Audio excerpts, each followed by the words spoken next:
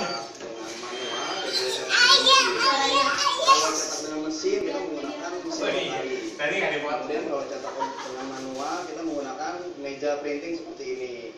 Nah, meja printing ini kita harus setting dulu di awal sebelum kita bisa mulai menggunakan.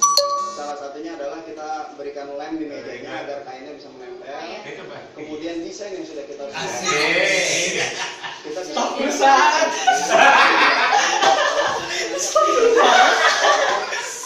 cukup besar, ukurannya 2 meter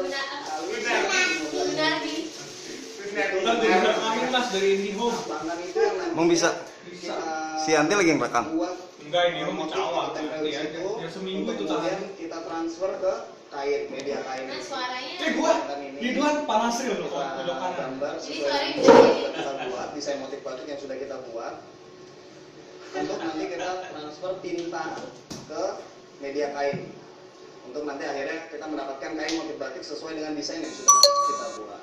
Ya, dan ini berjalan ditentukan untuk kita pindahkan, kemudian prosesnya dapat dilihat sendiri. Mereka akan menarik di setiap tempat yang sudah ditentukan.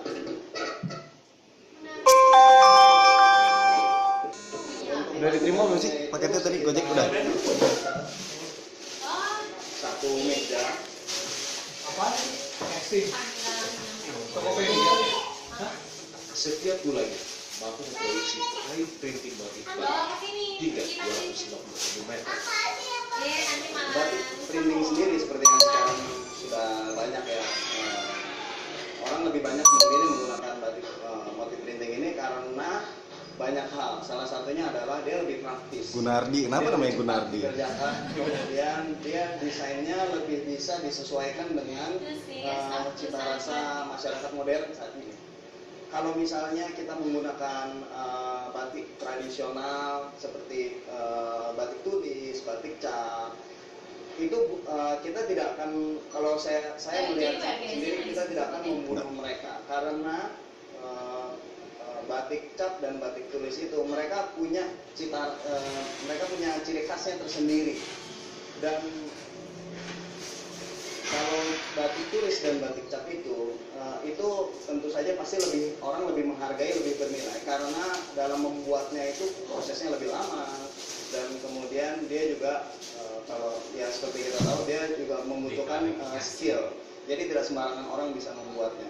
Tapi kalau batik motif printing ini itu tadi seperti yang saya bilang, itu biasanya lebih digunakan untuk jumlah orang yang lebih banyak karena bisa lebih cepat dikerjakan dalam jumlah yang besar.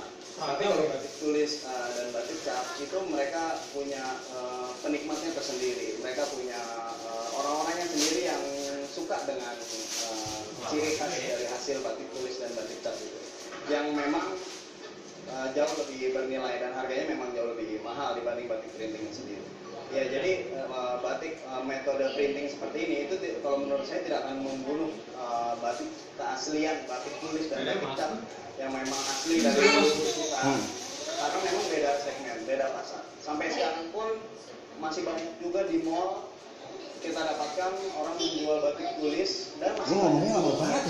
Iya, karena memang mereka melihat hal itu sebagai sesuatu yang lebih, ya tadi yang saya bilang, sebagai sesuatu yang lebih unik, lebih eksklusif, lebih elegan dibanding motif printing. Oh, bukan lo yang ngomong nih.